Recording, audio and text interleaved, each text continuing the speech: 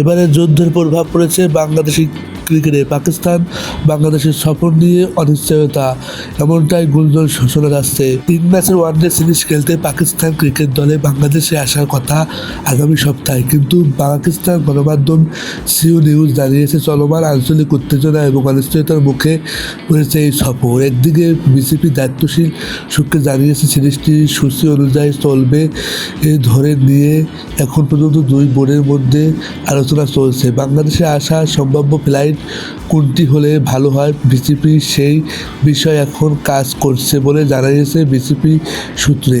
গত 20 ফেব্রুয়ারি বিসিবি ঘোষণা করা সূচি অনুযায়ী 9 মার্চ ঢাকায় পৌঁছবে পাকিস্তান ক্রিকেট দল। মিরপুরে শেরেবাংলা জাতীয় ক্রিকেট স্টেডিয়ামে ওয়ানডে এবং সিরিজের 3টি ম্যাচ অনুষ্ঠিত হবে যথাক্রমে 11, 13 এবং 15 মার্চ।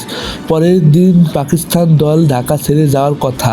বিসিবি সূত্রে বলেছে কাছাকাছি সময় ঈদুল ফিতর থাকা পাকিস্তান দলে ফেরার দিনক্ষণ নিয়ে ভাবছে বিসিবি। এর মধ্যে বর্তমানে পাকিস্তান আফগানিস্তান সীমান্তে হামলা এবং ইরান ও মধ্যপ্রাচ্যে পাল্টাপাল্টি হামলা, অস্থিরতা এবং আতঙ্কতা বিরাজ করছে। জিও সুপার জানিয়েছে আঞ্চলিক উত্তেজনার কারণে পাকিস্তানের বাংলাদেশ সফরটি এখন অনিশ্চিত এবং সিরিজ সংশ্লিষ্ট ব্যক্তিরাও জানিয়েছে ভ্রমণ ঝুঁকি এবং নিরাপত্তা সংখ্যা না বাড়ালে তবেই সিরিজটি আয়োজন করা হবে।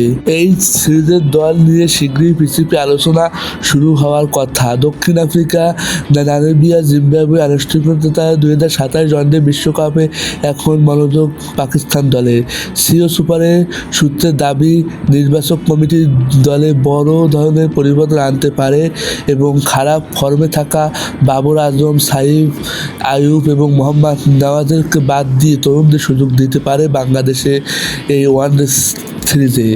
এবার কি হবে সেটাই দেখার বিষয়। পাকিস্তান বাংলাদেশ সিরিজ কি আজও হবে নাকি এটা আসলেই বন্ধ হয়ে যাবে উক্ত পরিস্থিতির কারণে।